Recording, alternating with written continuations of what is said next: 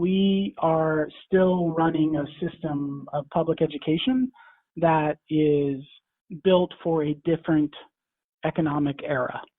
We're still running a term, we use the term a lot, whether it's the right term, I think is debatable, but the factory model of school gets used. Where desks in rows. Now, if you go to your average school, you go to your son's classroom, he probably doesn't have the desks in rows.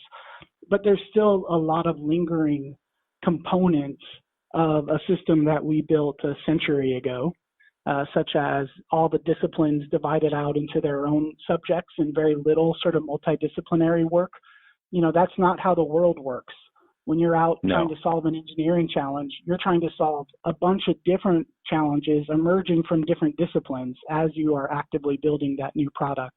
And so, those are just legacy components that are in our public education system. And so most of the work that I do, the work that I've been doing all week up until this point actually, is around helping schools transition to what we call here in Kentucky deeper learning models.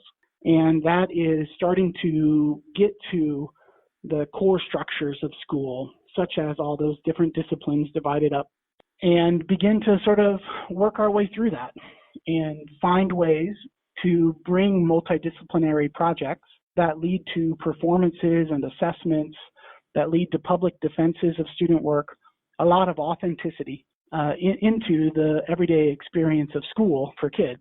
That's not easy work. I've been at it for like a decade. We've been at it for a decade here in Kentucky. And we've made a lot of progress, but there's many schools that we haven't reached yet. And so that's a much broader transition. It's not as much about the tools.